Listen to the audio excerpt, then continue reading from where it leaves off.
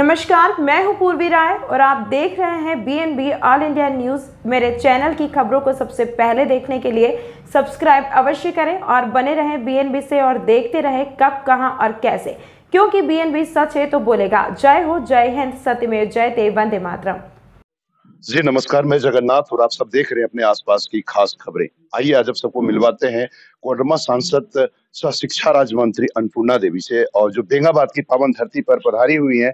और खास बात यह है कि बेंगाबाद के पूर्व प्रमुख रामप्रसाद यादव के आवास पर पहुंची हुई हैं।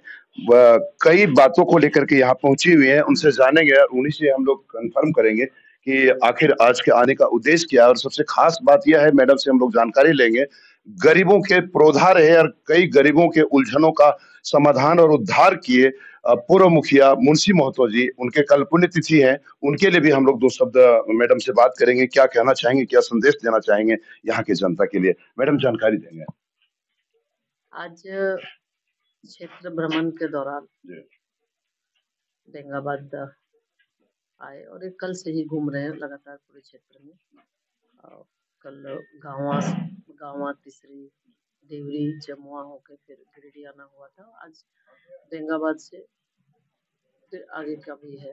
तो जब भी समय मिलता है फुर्सत के क्षण में ये प्रयास होता है कि क्षेत्र का भ्रमण करें, लोगों से मिलकर क्षेत्र की जो समस्या है, क्षेत्र की जो गतिविधि है, कार्यकर्ताओं की कोई बात है तो उसको मिलना भी, और कोई कहीं भी कुछ घटनाएं घटती है तो उस पर भी उनके यहाँ भी जाने का ये हम प्रयास करते हैं।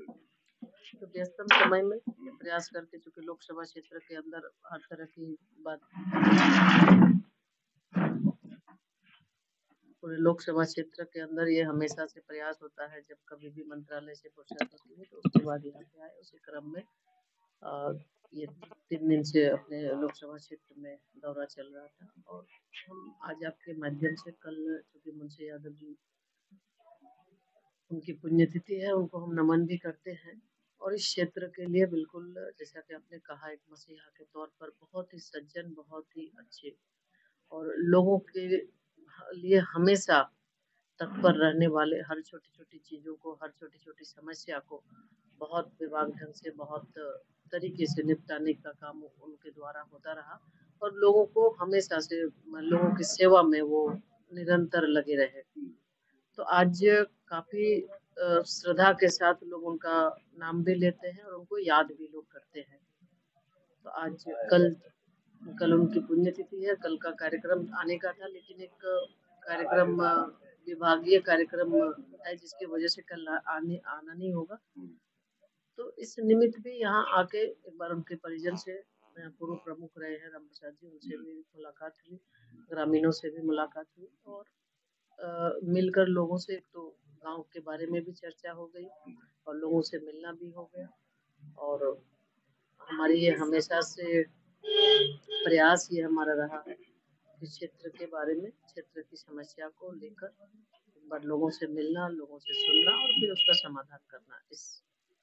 ये मैडम आक्रोश रैली लगातार आपकी पार्टी के द्वारा प्रखंड क्षेत्रों में, जिलों में लगातार हो रहा है, और उससे छन करके या कुछ निकल करके ऐसा कुछ देखने को नहीं मिल रहा है। क्या है इसका आक्रोश रैली का उद्देश्य? पूरे प्रदेश की ओर से आदरणीय प्रदेश अध्यक्ष जी के नेतृत्व में ये निर्णय लिया गया कि आज जिस तरह से पूरे राज्य के अंदर भ्रष्टाचार व्याप्त है, झारखंड मुक्ति मोर्चा की सरकार भ्रष्टाचार में लिप्त है, गठबंधन की सरकार पूरी भ्रष्टाचार में लिप्त है, चारों ओर भय, लूट का माहौल है, भय का माहौल है।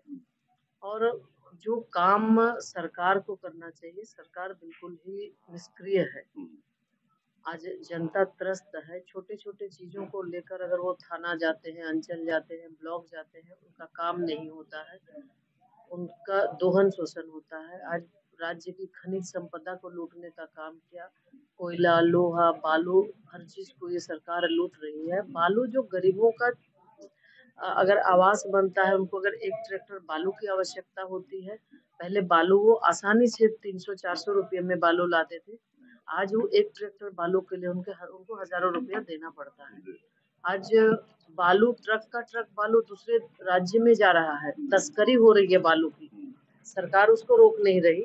लेकिन जब गरीब व्यक्ति को अगर घर बनाने का हो, कोई किसी को मंदिर बनाने का हो, किसी को छोटा नली गली बनाने का हो, तो उसके लिए पूरा पुलिस प्रशासन के द्वारा प्रताड़ित किया जाता है और ट्रैक्टर पकड़ के ट्रैक्टर जब्त करके और एन प्रकरण ग्रामीणों को परेशानी हो रही है। लेकिन तस्करी पर कोई रोक नहीं। आज कोयला धड़ल्ले से कोयला की तस्करी हो रही है, बालू की तस्करी हो रही है और ये सरकार मौन है। आप कुंभकर्ण की नींद सो रही है। मुख्यमंत्री, जिस राज्य का मुख्यमंत्री अगर स्वयं अपने नाम से खनिज पट्टा लेता हो तो आप समझ रहे होंगे कि उस राज्य का क्या स्थिति होगा। और आज मुख्यमंत्री के साथ साथ उनके इर्द गिर्द रहने वाले उनके परिजन हर किसी को ये रेवड़ी की तरह खनिज संपदा को लूटने का छूट दे रखे हैं। आज उनके विधायक प्रतिनिधि के यहाँ अगर रेड होता है तो 1000 करोड़ से ज्यादा की संपत्ति उनके विधायक प्रतिनिधि के यहाँ मिलती है। यानी जहां भी जाते हैं, सेक्रेटरी के यहाँ जाता है तो वहां वही स्थिति। यानी अकूत संपत्ति अर्जित किया है इन लोगों ने और राज्य की संपदा को, गरीबों की संपत्ति को लूटने का काम कर रहे हैं। विधायक के यहाँ अगर रेड पड़ता है तो विधायक एक दिन में 1 करोड़ रुपया की कमाई विधायक की है। तो आप समझ सकते होंगे कि क्या स्थिति राज्य का बना के रखा है। बद से बदतर स्थिति है। 3 साल से ज्यादा हो गए। लोगों को ये भरोसा था कि बहुत ज्यादा वादा करके ये आए थे, शायद कुछ करेंगे, लेकिन वादा में ये पूरा करा नहीं उतरे। ये रोजगार की बात करके ये खुद अपने अपने परिवार को रोजगार देने लगे। राज्य की जनता पर कोई ध्यान नहीं। आज देखे होंगे तो सड़कें टूटी हुई है, एक सड़क नहीं बन रहा है। लोगों बिजली, जो 24 घंटा बिजली रघुवर दास जी के समय में इंफ्रास्ट्रक्चर को मजबूत करके शुरू किया गया, दिया गया था, आज बिजली की स्थिति बदतर है। पेयजल के लिए नल जल योजना, जो प्रधानमंत्री जी की महत्वाकांक्षी योजना है, नल जल योजना का पैसा आता है, वो पैसा वापस चला जा रहा है, उस पर काम नहीं होता है। और अगर काम भी हो रहा है तो भयंकर लूट है, उसमें भी काम की गुणवत्ता नहीं है। यानी चारों ओर बिल्कुल ही स्थिति बदतर है। इन्हीं सब चीजों को लेके भारतीय जनता पार्टी एक विपक्ष की भूमिका, हमने 2-2.5 साल तक इस सरकार को कुछ नहीं कहा कि कोविड भी था और ऐसा नहीं कि सरकार बनने के बाद अगर कोई बात होती तो उन्हें लगता कि शायद भारतीय जनता पार्टी डिस्टर्ब करना चाहती है। लेकिन भारतीय जनता पार्टी आराम से कि आप राज चलाए। लेकिन जब अति हो गया, जब आम जन पूरा त्रस्त हो गए तो एक हम विपक्ष की भूमिका में है। निश्चित रूप से एक विपक्ष के नाते ये तय हुआ और हर प्रखंड से लेकर जिला तक आक्रोश रैली हुई और उसमें जो जनाक्रोश कार्यक्रम जो हुआ, लोग जो जुटे, तो आप देखे होंगे कि स्वतः लोग आ रहे थे। यानी गांव में भी आक्रोश है, गांव में भी लोग चाहते हैं, सरकार से त्रस्त है और लोग चाहते हैं कि ये सरकार जाए। ईडी का भी कोई रिजल्ट अभी तक स्पष्ट नहीं हो पाया, लिफाफा भी राज्यपाल का नहीं खुला अभी तक, क्या है इस पर? देखिए, ये सारे जांच एजेंसियां अपने तरीके से जांच करती है और जांच एजेंसी अगर जांच कर रही है तो निश्चित रूप से ये 1000 करोड़ का खुलासा जांच एजेंसी के माध्यम से ही हुआ। तो जांच एजेंसी का अपना तरीका है, वो अपने तरीके से कार्रवाई कर रही है, वो कार्रवाई होगी और जो जैसा किया है उसका फल। मैम, जर्जर सड़कों की स्थिति काफी खराब है। अभी आप जिस सड़क पर गुजर रही हैं, आप ये आए, आप देख रहे हैं बेंगाबाद से लुपी मुख्य मार्ग, इसके लिए जनता त्राहिमाम कर रही है। अब हम लोगों को फोटो भी लेना काफी दूभर हो गया है, लोगों को कह नहीं सकते, समझा नहीं सकते, ग्रामीण आक्रोश में है। आखिर इस रोड का कब तक होगा, लोगों का यही सवाल रहता है। और मतलब 2-2 सरकारें आई गई, कई सरकारें आई गई और लगातार लोगों में काफी आक्रोश है। जब हम लोग फोटो लेने के लिए भी जाते हैं सड़क जर्जर की स्थिति, तो ग्रामीण हम लोग पर भड़क उठते हैं, ये आलम हो गया। आखिर ये कब तक होगा? देखिए, पहले ही हम इसलिए हम कहे कि ये सरकार कहीं भी, ये राज्य सरकार बिल्कुल विकास के नाम पर लोगों को ठगने का काम किया।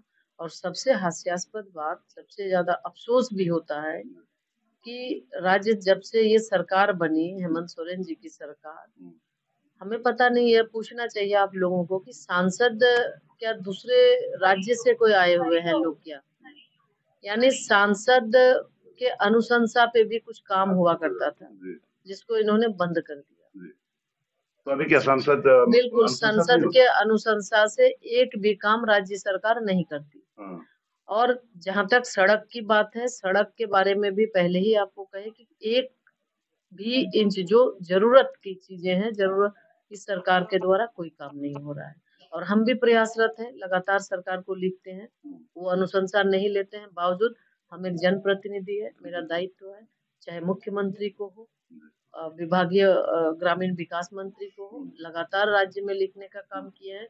आप लुपी सड़क की बात कर ले, आप छोटकी खरगडीहा से कोबार की बात कर ले, बहुत ही जर्जर स्थिति में है।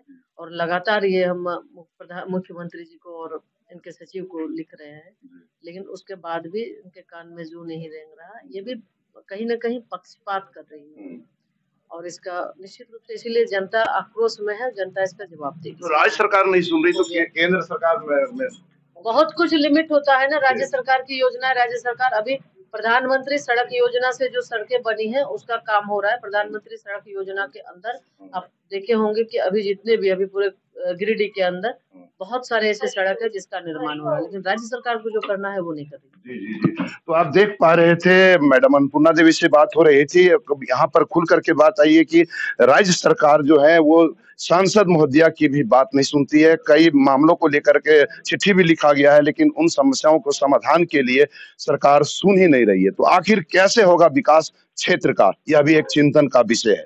निश्चित रूप से ऐसी समस्याओं के समाधान के लिए मैडम प्रयास तो कर रही है, लेकिन सरकार सुन नहीं रही है। बने रहे बीएनबी के साथ और देखते रहे कब, कहां और कैसे दिखेगा, क्योंकि बीएनबी सच है तो बोलेगा। जय हो, जय हिंद, सत्य में जयते, वंदे मातरम। Thank you. ना पड़ेगा भटकना फेक शेयर और व्यूज पर, क्योंकि क्या, कब, कहां, कैसे की सबसे तेज और सटीक कवरेज मिलेगी आपको बीएनबी ऑल इंडिया न्यूज पर।